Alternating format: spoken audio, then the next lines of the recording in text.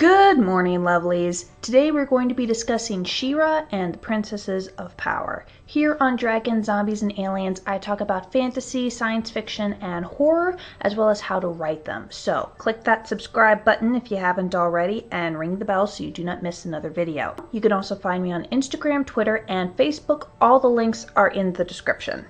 Before we get started, I have a special announcement. I will be turning 25 years old this month, and to celebrate, I am doing a birthday giveaway. I will be giving away 5 copies of my illustrated novella, Homestead Hunts. Each copy will be signed by me. Homestead Hunts is part of the Earth's Final Chapter series. This is a science fiction series with authors and illustrators from all around the world. This giveaway will run through the month of August. To enter, make sure you subscribe to this channel. If you've already subscribed, congratulations, you've already entered. Winners will be randomly selected and announced on my channel. If you win but decide you don't want this, let me know and I'll just pick somebody else.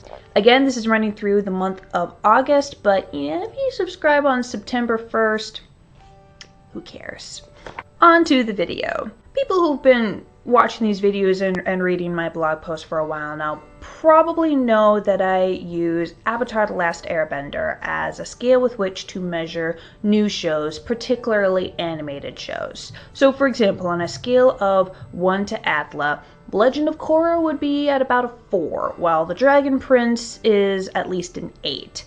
She-Ra and the Princesses of Power is 9.5 maybe? So I went into She-Ra and the Princesses of Power with zero knowledge of what I was getting into. I vaguely recalled that there had once been another show called She-Ra back in the 80s, I think.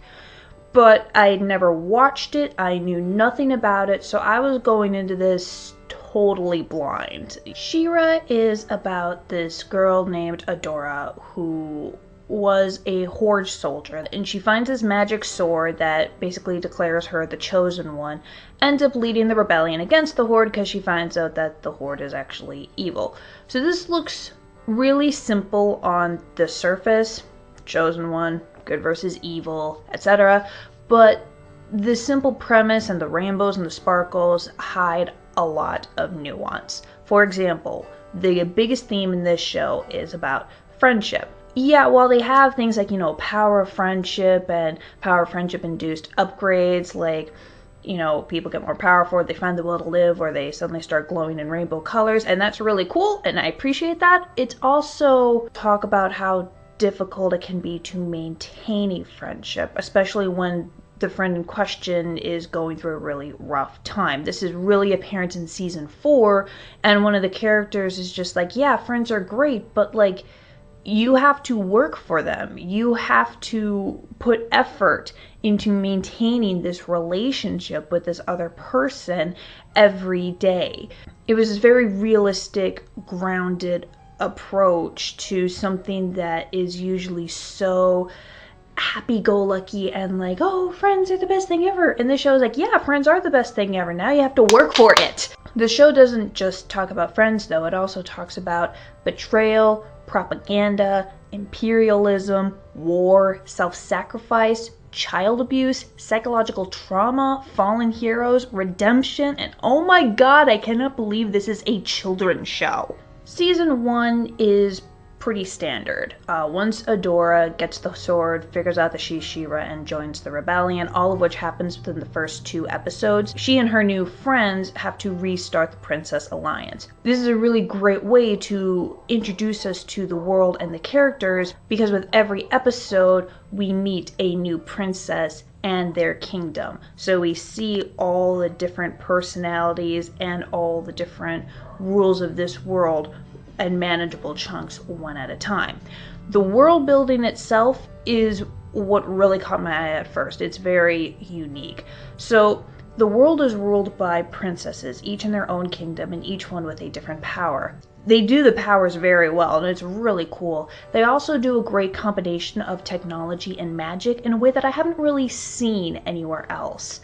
Normally when you get an epic fantasy world, it tends to be pretty standard medieval, and while in the first couple of seasons the good guys are kind of in that area. You know, they got bows and arrows and spears and whatnot. The Horde is really technology heavy. Like, they basically have, what are those things that, like, not stun guns because they don't shoot, but, like, you know, those staffs and, like, tasers. They got tasers. Yeah, so they have tasers and guns and tanks and all this stuff. And then there's also First One's tech, which is really old technology, but it also includes things like holograms and computers and fortresses. First One's tech is really sacred and useful, and the good guys and bad guys are both trying to get more of it. And as the season progresses, the good guys also get better at implementing technology into their world. Like, it's just really cool the way that they're able to blend technology and magic in this world. The characters are where this show really stands out, and we're going to talk about this a lot. One of the big things that caught my eye is that this show has zero toxic masculinity. It handles masculinity and masculine characters in a really awesome way. So this show has mostly femme characters. I think of the dozen or so major characters, there are only like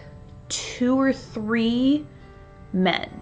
But in this case, because it's the princesses of power, the women are really the only ones who have magic.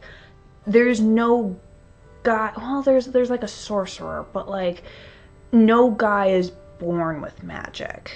Unlike the girls, like, it's always princesses of power, so they all have positions of power, which is really kind of cool. So you got that cool girl power thing going on there. For the men characters, we really need to talk about Bo. So Bo is the other major character, along with Glimmer and Adora. They're the main 3, the main trio. So he's a non-powered character. He uses a bow and arrow, and as the series progresses, he gets really good with technology. He's also one of the friendliest and warmest characters on the show. He shows a wide range of emotions throughout the show, you know, not just anger, but also, you know, grief, nervousness, fear, happiness. He makes no secret when he thinks something is utterly adorable or when he thinks something is really sad, which is really great. You know, most guys are taught to be, you know, stoic, and if you're going to show an emotion, it better only be anger. So it's really great that Bo is able to express his emotions in a really healthy, constructive manner. Even further, he's actually the emotional heart of the best friend squad, the main trio. That is a job that is rarely given to a guy. Normally, when you have like a 5-man band or a best friend squad, the person who is in charge of checking other people's emotions and being the emotional referee is a woman, a girl. In the 5-man band, she's literally called the chick / the heart. So it's really kind of cool to see how he has that emotional intelligence and he is able to keep the team together. The show is also really great at humanizing the bad guys. You know, this is not the standard good versus evil type of fight that we have. They're basically saying, like, yeah, some systems are bad, but not all people are bad. Everyone has a good side, everyone has a bad side. A handful of characters flip-flop from one side to the other, sometimes more than once, which is really kind of interesting. Usually you, especially in a kid's show, you only have like 1, maybe 2 people usually going from, you know, a redeemed villain, going from bad to good. Maybe for a particularly tragic episode, you have a fallen hero going from good to bad. But there's like 5 characters at least that you start on one side and on the other. Adora, the main character, did this, and some of them do this more than once. And it's not always because, you know, oh, I see the light, or oh, I'm now an evil soul. It's like, well, no, it's just that the Horde is better able to let me do my own goals. Or the good guys are better able to let me have my own goal of surviving. So it's really kind of cool that they're able to give us these nuance in these characters. And even for the people who stay with the Horde, who stay on the, you know, team bad guy throughout the entire series, they're all very human. There's a trio of bad guy minions, and they all have complete personalities. It's very clear that they're not bad people. They're just kind of stuck in a bad situation. There's even the pure evil villain, Lord Hordak, the guy who's running the Horde, kind of like the evil emperor type of thing. We see him sparingly in season 1. He's kind of like the man behind the curtain type of thing. But then season 2, season 3, we find out that the pure evilness is really, I don't want to say it's a front, but like he turns out to be a lot more complex. And we learn this when he makes his first friend. And it's really adorable. It's really cute. Like, it's very painfully obvious that this is the first like real relationship he's had where the other person didn't fear him. Like there's no fear, there's no hierarchy involved in this. They're just two people who kind of share interests. And it's, you know, does a great job of showing his complexity and his depth. And then Catra shows up and ruins the whole thing. Speaking of which, Catra.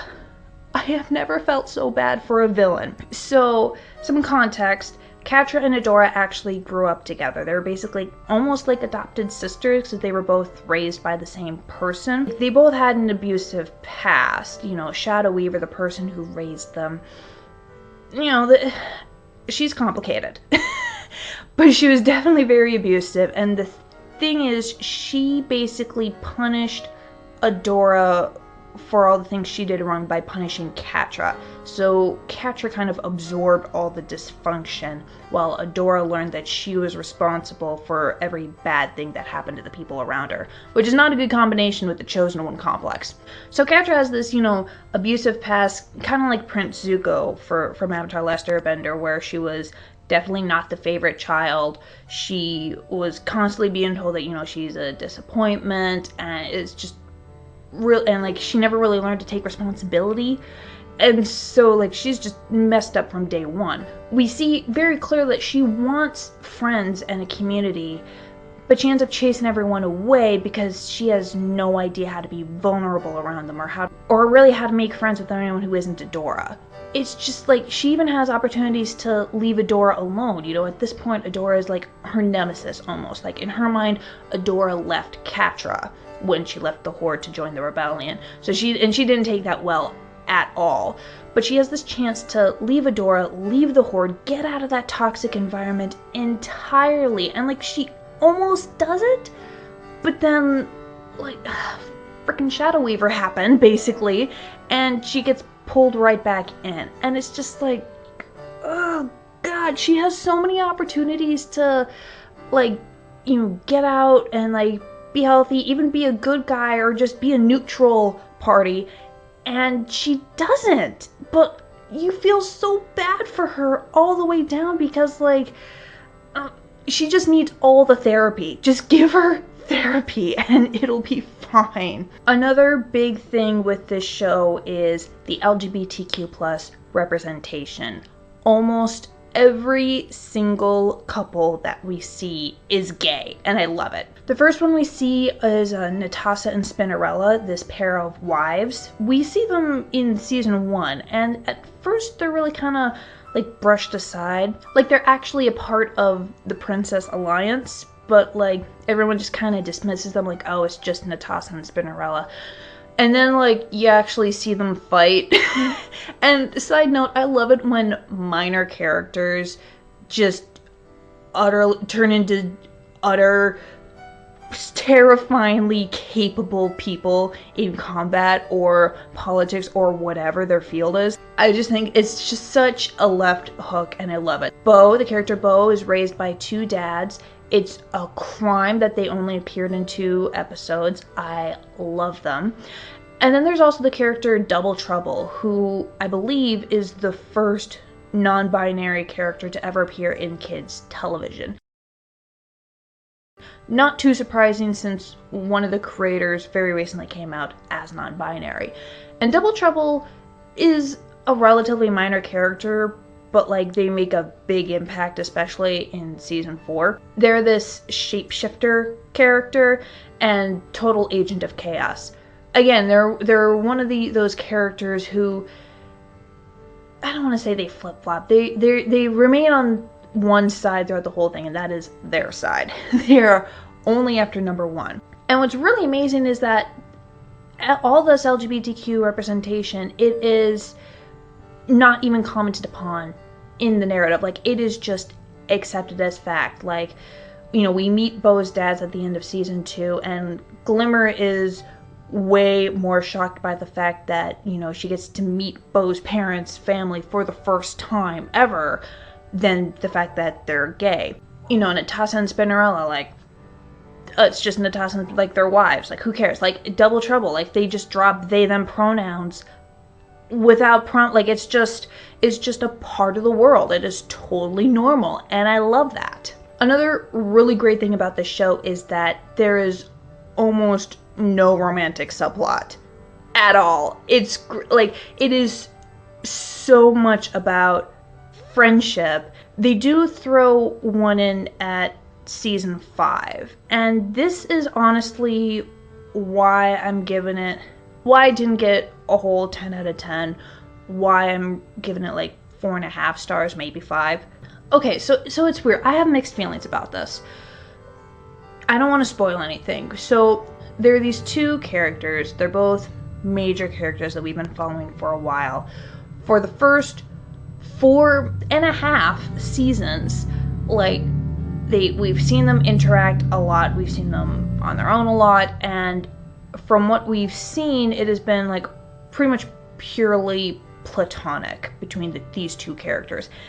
And then literally in the last 2 episodes, we find out that one of them, like, explicitly says that they want this character romantically, and then it's in the last episode, like, it's literally kissing and I love you. And when I was watching this, I was just like, well, that came out of left field, like, come on. But then, you know, I was thinking back on it, and I was scripting the review for this video, and I was thinking, well, I mean, they did foreshadow it a little bit, you know, thinking back on, you know, the earlier seasons and how these characters interacted with each other and with others.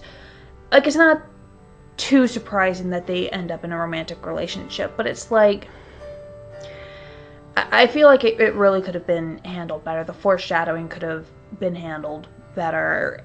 There's this other pairing between these two other major characters, and at the end of season 5, it is implied that they're going to get together in a romantic way, but it's not canon yet. And that one I actually prefer, because then it's like, it's almost like, you know, the 5 seasons are laying the groundwork for it, and then you can either say like, oh yeah, no, from this little interaction we see in the series finale, like, they're definitely going to start a romantic relationship, and I would totally believe that. Or you can, you know, just say, no, they're just really, really, really good friends. And either one would work too, because the show sets it up both ways. While we're talking about season 5, there are a couple of redemption arcs in there, you know, people flip-flopping again.